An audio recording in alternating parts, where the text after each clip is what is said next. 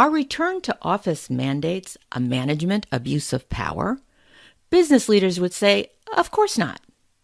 Employees, on the other hand, might say, not so fast.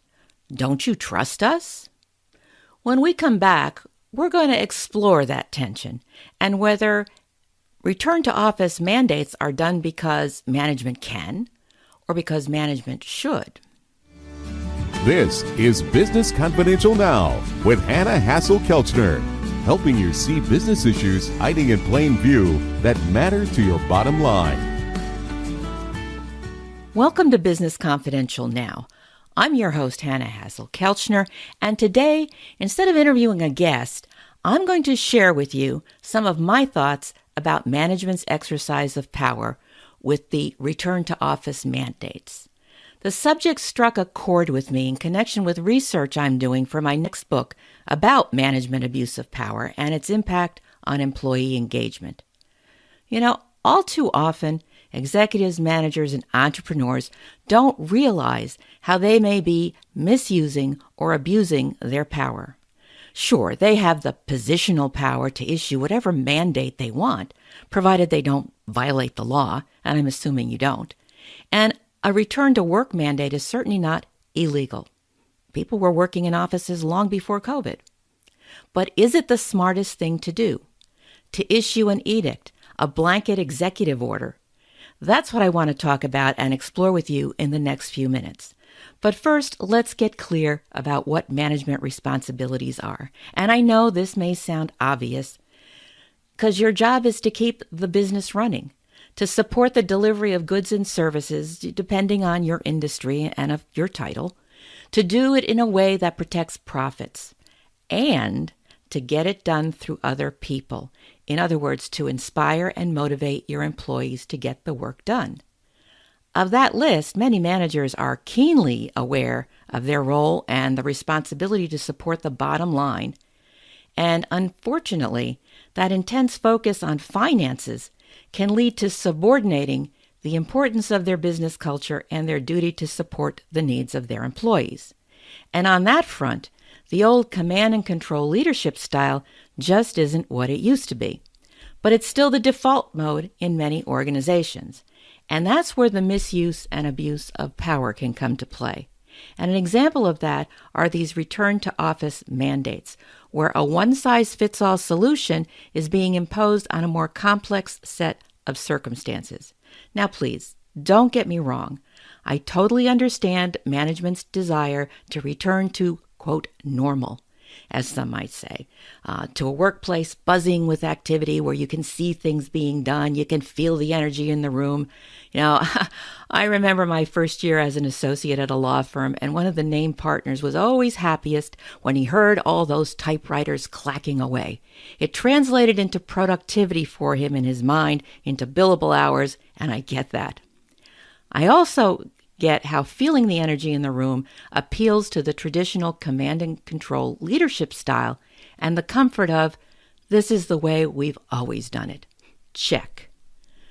But just as technology has come a long way from the Selectric typewriters and telex machines that occupied offices when I first started my career, and yes, I'm dating myself. In case you're listening and you've never heard of a telex machine, it's what predated fax machines. With a telex, you actually had to type in your messages. Faxes, of course, let you scan a document, and it was a huge leap forward because you could also scan pictures, drawings, and avoid those dreaded typos, which wasn't possible with a telex. But I digress. Technology has really come a long way in all those decades and given us powerful tools to work from anywhere. But the expectation of reporting to an office and being glued to a desk for knowledge workers hasn't changed. I appreciate there are many jobs that can't be done remotely, and I'm going to come back to that before we wrap, because the divide between those for whom technology affords the flexibility to work remote and those whose jobs don't creates its own set of issues with respect to what employees need on the flexibility front. So more on that in a bit. Either way, today's workforce demands flexibility. It's not that earlier generations didn't prize it. Believe me, we did. We wanted it. But it took a while for technology to catch up and make it affordable and accessible in a way that made sense. During COVID, knowledge workers were functioning remotely because it became a necessity to keep business afloat. Remote work existed pre-COVID, but back then it was viewed as something of a perk. It wasn't mainstream. Only a handful of organizations entertained it, but COVID changed that. More workers got a taste of the greater work-life balance and the benefits of being remote. They realized that being tied to a daily commute and a desk, what it was really costing them in terms of time, relief from daily office dramas and maybe microaggressions, and overall work-life balance. Going back to the way things were would be a huge loss for them, a takeaway. And takeaways never go down well with employees, especially when they're not accompanied by a solid explanation or a compelling reason. And I said so doesn't cut it. Now, that's not to say all remote work was rainbows and roses. It wasn't perfect. Setting healthy boundaries can be an issue when there's no physical separation between a workplace and a private residence. There were Zoom calls being interrupted by kids wandering in the room, dogs barking, doorbells going off. Cramped apartments had limited room to work, and sometimes it collided with a spouse's or roommate's use of the same space. Occasionally, we just got too much information. We got to see more of a kitchen, a bedroom, or piled up laundry than we wanted. Or take, for example, the time the door to the bathroom was open in the background and you could see someone stepping out of the shower. Yeah, big oopsie. And you probably have examples of other embarrassing moments that you've witnessed. I appreciate that some people miss the camaraderie of a workplace and sometimes preferred to be able to go to a remote office instead of working from home. One person I know, whose father-in-law moved in with him and his wife, actually looked for volunteer opportunities to give him an excuse to get out of the house. But most people found remote work to be a good thing. Overall, the pluses outweighed the minuses, and that's why return-to-office mandates are receiving pushback from employees. Surveys show that more than 90% of those who can work remotely want some kind of flexibility. That's a serious number. Now, with COVID restrictions having eased, employers sometimes offered hybrid options to come to the office a few days a week. That's fine. But now, companies have increasingly been backpedaling. They're taking a much harder stance on office attendance with return-to-office mandates, even though they know employees want and oftentimes need more flexibility. All right, so how are these office mandates, these return-to-office mandates, a misuse of power? Well, it's a misguided sense of management entitlement for three big reasons, and they all tie back to the leadership responsibility, and some would say the most important responsibility, which is to get work done through others. Number one, forcing people to go to the office who don't want to be there means they're going to bring their frustration and resentment with them. Using a stick instead of a carrot isn't motivating. It doesn't translate to high productivity. Think about it. Just because you see people behind a desk in an office space doesn't mean they're productive. They could be surfing the web, for all you know, checking their personal emails. The belief that they're being productive when you see them is a command and control leadership bias based on the assumption that you can't trust your employees to do their job unless you're watching over them or somehow quietly micromanaging them. That your presence has magical powers to compel productivity rather than their own self-interest in being recognized for a job well done is what will get you what you really want. Now, I understand that that kind of belief may feed management's ego, but it's just a sugar high that comes crashing down when faced with reality. And that leads me to reason number two, why return-to-office mandates are a misuse or abuse of management power. It's because you're going to have an enforcement problem. High-level performers who've actually shown you that they can be productive remotely are going to retest your return-to-work mandate because their chances of being fired are low. According to a 2022 survey from Gartner, only 3% of companies said they'd fire those who didn't comply. But all right, maybe you're part of that 3% who's willing to pull the trigger. Okay.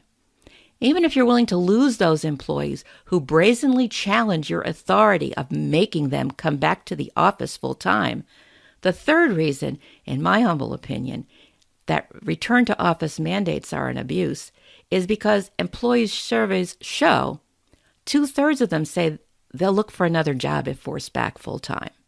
In other words, they're not going to push their luck with you and risk firing. They'll just push the send resume button. They're going to fire you as their boss. And another employee poll says 40% of workers say they'd quit their jobs. They'll make the jump without the safety net of another offer in hand. It's just hasta la vista, baby, right off the bat. Now that leaves you with a hollowed out workforce and a disengaged one. How are you going to get stuff done now? Oh, you'll hire. Great. But remember that 90% of employees who can do their jobs remotely want flexibility. And if you're not willing to provide it, you're left with the 10% of the talent pool. How many of those are best in their field? Your choice. But good asset stewardship requires managers to protect the assets entrusted to their leadership. And sadly, return to work mandates don't protect assets represented by human capital if they create disgruntled employees, reduce employee engagement, and decimate employee retention. You're going to spend more time rebuilding your business than moving it forward. Now, what a waste of time and resources. I know, it's so frustrating. I get it. What are you supposed to do when you feel teamwork, mentorship, and productivity is suffering because of remote work? But that genie's out of the bottle. It's granted employees' wishes, and it won't get stuffed back into the bottle anymore. My research suggests it's time to rethink the nature of work itself and the role of the office as a centralized place of all activity, and to question whether FaceTime is the best way to get all work done, or whether it's best suited for some activities and not others. In other words, get more granular.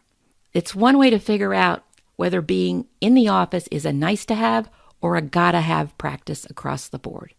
Once you start sorting that out, you can use that information to create a culture and an environment that motivates employees to do their best work. Companies that have done that have found that productivity goes up in addition to customer satisfaction and profits because it improves morale. It increases employee loyalty and retention. It drives down recruitment costs, as well as reducing absences and sick time.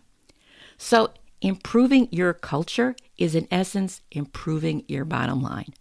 Wow, that's a win all the way around. Now we know employees' need for flexibility and control over their time is a top priority for them.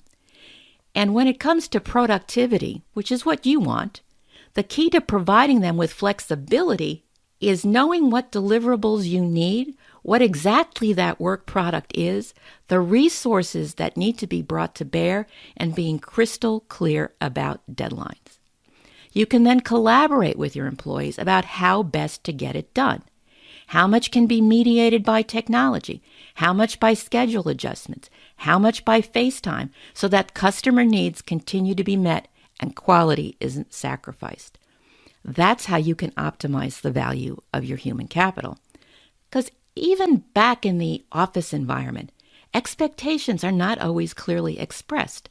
They get assumed and are often left unmet because of that poor communication.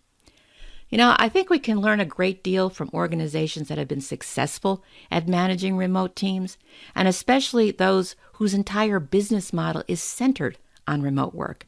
They never struggled with a central office because they never had one. I had the privilege to speak with Tom Leibold a while back. He runs Smart Brand Marketing and We Market online courses from Chiang Mai, Thailand. Tom has had a number of international escapades.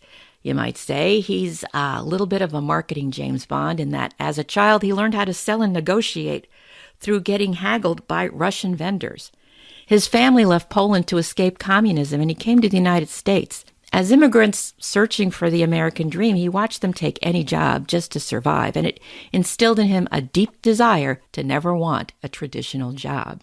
It led him to forge his own path as an entrepreneur, a publisher, salesman, and one of the top Polish hip-hop artists, which might surprise you. His business is staffed through a network of remote workers, and in our interview he shared some important lessons about his secret for making it work. And he's also pretty direct about addressing some of the fears you might have. Here's that portion of our conversation. Let's talk about managing a remote workforce. One fear that old school managers have about remote employees is that somehow they're goofing off and only spending half the time they should on what they're getting paid to do. What would you tell executives or managers who feel that way? Well, some are. Some are. So that comment is halfway correct. It depends on your employees too. Look, remote employees is a challenge, right? Like finding the group for your business will take a while. And I've went from, micromanaging to almost zero managing and in between, everywhere in between. So what I found with the businesses in COVID, especially the ones that started, right? Initially, people get super excited. They get to work from home, and then the productivity drops off a lot. Some take on multiple jobs, because the business will never know. And this is more of a character problem than an employee problem. So when initially we were hiring the remote employees, this was maybe 10 years ago, my main focus was, do they have the skills, right? So if we need writers, can they write? If we need coding, are they good coders, right? Right. That was very mixed when it came to productivity. Recently, what we've done is we give them a personality test and we give them test jobs to do. So skills are maybe 30-40% of the hiring process. Everything else is more of a personality test. Will they be able to, one, overcome obstacles, right? That's the results we're looking for in this whole test, because it's geared towards remote workers, the test that we compiled. And the second one is, are they okay to kind of talk back in a way, right? Do they have the confidence? What happens with a lot of workers, especially if you start hiring in Asian countries, they will disappear because they just don't want the conflict, right? And that's what kind of goes down to. They'd rather just not do anything, not say anything, and get a different job than argue with you a little bit. And that's a trait you actually want because, since you don't get to sit around, not everyone's very comfortable, and people are scared for their jobs because, you don't pay them, you get upset, they're fired.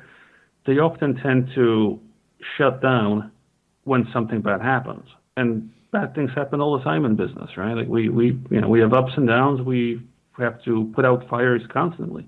Right.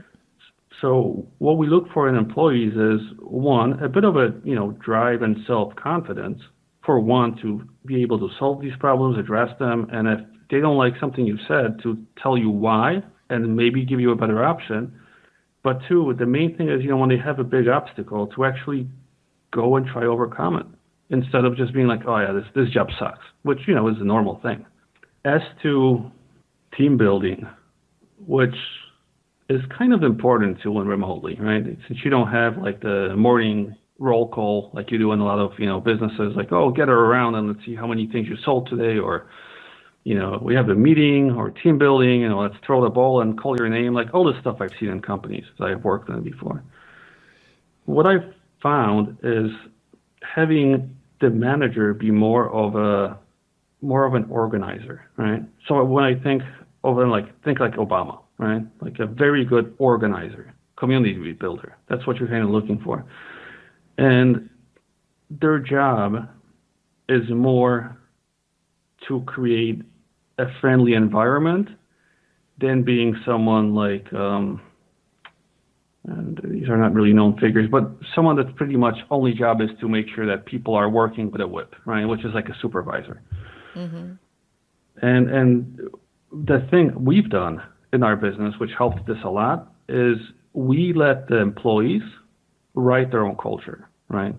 obviously the team builder, the manager was driving it, but we let them draft those documents. It wasn't me writing down what kind of company we have, what we expect, what sort of environment we're looking for, when people will get fired. I let all the employees come together and write that themselves, so they own it. They own the environment. Like, they wrote down exactly what they want and what they don't want. So now if someone messes up, and I gave them some constraints, right? Like, I told them, well, let's make it a place that you want to work in, but we still need to make money. So some of the things I want you to address in these documents is like, what happens when one of you is sick, when wants to go on leave, when can't work, so things still need to get done. So they wrote all these things in, and now if someone doesn't follow it, I'm like, well, you're not following your own rules that you guys wrote down. And the next step is also written in the document, so this is what's going to happen. So there are not really questions or bad feelings towards me about any of this. It's like, well, you guys came up with it, and it becomes easier. My takeaways from that discussion are that A, be clear about making sure your employees have the right mindset and skill set to handle remote work. It's not for everybody. That's fair. And enlist them to craft the rules of engagement. People support what they create, so let them create the rules with an eye toward how best to get the work done. That's always front and center. It's not about how can I make the softball game for my kids. It's about getting the work done and being able to attend, not one or the other. And if their work requires teamwork and creative brainstorming, let them decide how best to do it, whether they want to use technology or whether they want to get together in a room. I totally appreciate how some meetings are really better in person. You can write on a whiteboard, you can move Post-it notes around. There's an energy and a momentum with brainstorming in person that's difficult, if not impossible, to duplicate in a video conference with more than 2 people. Because you're missing out on all those nonverbal cues. Your computer screen only captures a small part of the action. Things could be happening off the screen, but you'd be aware of it if you were physically in the same room. Creative jobs in the arts, for example, people writing for television shows, and others who need to collaborate in the moment to generate ideas and riff off each other, do better and are more productive meeting in person. But does that need to be an everyday occurrence? Depends on the job. In person can be a richer experience if managed well, but I'm sure you've also seen that tool misused. My job description when I worked in corporate one time actually said, must be able to sit through interminable meetings. That should have been a red flag for me, but what can I say? I'm sure you've been called into meetings where an email or a memo would have been faster, more effective, better use of your time. Being more strategic about how and when we utilize all these tools available to us can make us use our time better and be more productive. One-size solutions don't fit all. Like spending a day in meetings is just one example. That one-size-fits-all approach of back-to-work mandates suffers from the same problem. It's using a hammer and treating everything as a nail. Now, before you think having employees with the right mindset and skill set in a job, turning them loose, set their own schedules within the parameters of performance you establish, is all you need to make remote work successful, I'd also like to share with you the thoughts of another guest previously on the show, Hanna Hasl. She's an attorney and the co-founder of CGL LLP. She wanted to reimagine the legal workspace and give freedom, flexibility, and autonomy to her staff. So what she created is a fully distributed transactional law firm that provides clients big law quality legal services at competitive rates, while at the same time delivering a great work-life balance for the attorneys and their staff. Hanna distinguishes her employees from remote workers, whom she says means they're away from headquarters, from the fully distributed employees she has, which means they have no office anywhere. There never was one, so there's nowhere for her workers to be remote from. Everyone is autonomous in the sense of who they are and how they work. And I think Tom Leibelt's employees would also be considered autonomous, but either way, you get the idea. No office. The culture of autonomy and independence Hanna has created for her employees aligns with the flexibility employees pushing back on return to office mandates say they crave. In looking back at my interview with Hanna, I realized she builds on what Tom said for what managers need to do to make remote or autonomous work more successful. Here's what she says. First piece of advice would be that they'd have to really be passionate about wanting to do it. It's certainly not easy to figure out, and it's something that requires dedication and commitment. So first and foremost, just ensuring that they had the appetite for that and tackling that kind of problem and going into it. I could give some kind of clear or some kind of practical tips, I would say, and kind of the first one is on that. You've got to go all in. You've got to commit to providing a culture of autonomous workers. It's really important to set clear expectations with your team. I cannot emphasize that enough. Communication and setting expectations. Yes, it's fine if you want to work from a coffee shop or the beach, but the deliverable needs to be, in this form, and it's expected on this date, or whatever it is that the client needs. So being very clear about expectations there. Other leaders, I'd say, really ensuring that you research and find out the technology and tools that fit your organization and will set your team up for success. So you can't just throw your workers out there and say, okay, be autonomous and I hope for the best. It requires a very engaged leader.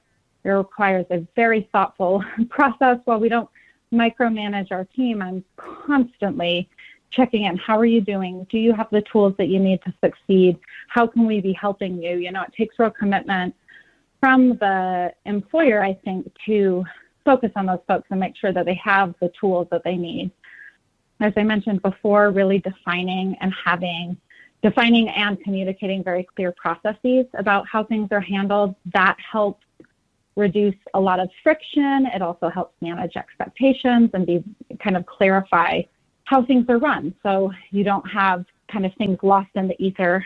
This one, and I kind of hinted to this one, but checking in with your people.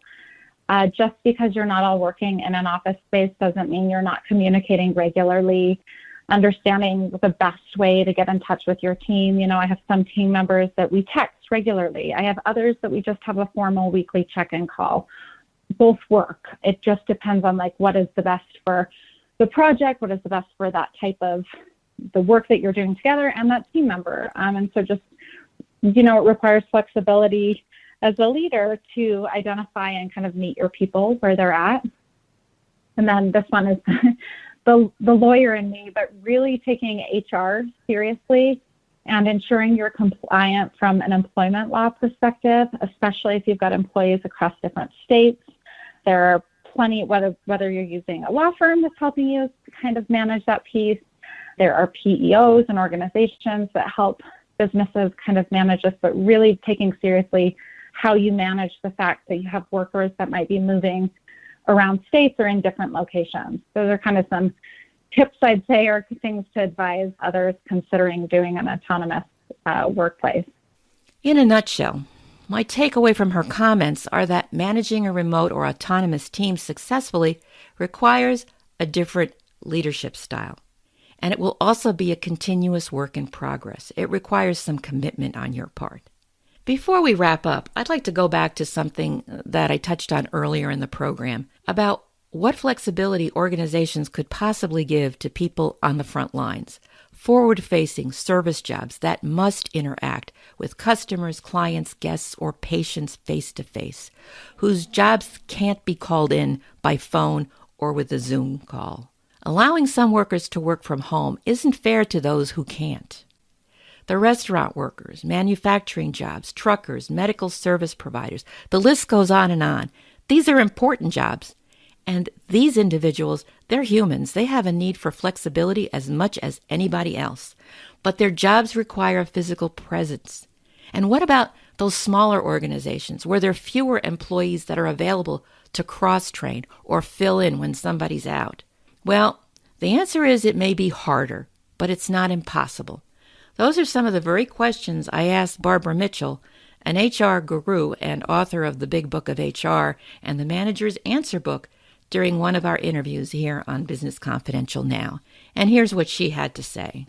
think the unfortunate people that are suffering so much with turnover and retention are the restaurants and warehouses and places where they do not have the ability to have any kind of flexibility. The work has to be done on site, has to be done in these hours, has to be done by this particular person, and that's just the way it is.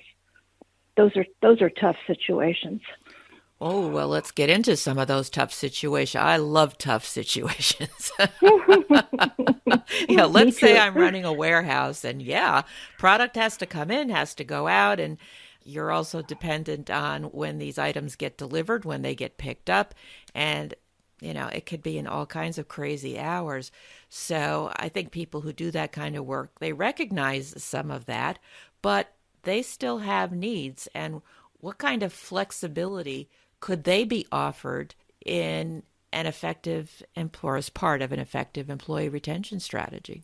Well, I do not ever like to be negative, but I'm going to say that may not be possible in some situations where the work has to be done in a certain schedule and by a certain person with a certain expertise. But maybe there are other things that organization could do to offer that employee perhaps a different kind of a work schedule where it's not 5 days a week. Maybe they work some sort of a flexible schedule where the person has the entire day off or a 3-day weekend from time to time. Something like that where there is an acknowledgement that we know that your job is very difficult and it's very time constrained and it's it has a rigidity to it that perhaps a knowledge working job does not have. But we're going to honor that and give you perhaps once a month you get a 4-day work week, or just being as open and as creative as possible. And here's the key, Hannah, I believe, and I know this is hard for some organizations, and that is ask people what would work for them. And I know you might get a whole bunch of different kinds of requests, but then can you synthesize those, put them together in some way where you say, for the majority of our employees, if we made this kind of a tweak to our schedule, we would have at least some people that would be delighted by it, and others who would also acknowledge, well, at least the company heard us and they're trying. And that'll go a long way. And that, my friends, sums it up well. Doubling down instead of backing down on return-to-work mandates will backfire on you. Imposing that one-size-fits-all solution to a complex set of issues says, I don't care what you think. You don't have a choice. But the reality is employees do have a choice. They always do. And in today's war for talent, they're really in the driver's seat. And listing their ideas to find new ways to work effectively, differently than before, that meet the organization's need while simultaneously meeting theirs is a win-win. What all this means for you is that with some empathy, you can be the hero of this story. Now, I appreciate that return-to-work mandates and management abuse of power are difficult topics, and I thank you for listening. If you'd like to hear the rest of the interviews I've excerpted in this episode, the ones with Time Leibelt, Hannah Gentan, and Barbara Mitchell, there are links to them in the show notes along with a transcript of today's program. I'd like to take this opportunity to also announce a change in programming of this podcast. You may not know, but I am writing a new book. It's called Fairness at Work, and I need some time to write. So instead of being back next week, we're going to be back in 2 weeks with another new episode. I apologize for the change, but writing takes time, it really does. And if you'd like to be among the first to be notified of the book's launch, which I expect to be in the spring of 2024, I'm aiming for April, please visit businessconfidentialradio.com/seeking fairness at work. I'm starting an early bird list, and I would love for you to be on it. That website again is businessconfidentialradio.com/seeking fairness at work. Thank you so much for listening. Please be sure to tell your friends about the show and leave a positive review. As I said, I'll be back in 2 weeks with another episode of Business Confidential Now. So until then, have a great day and an even better tomorrow.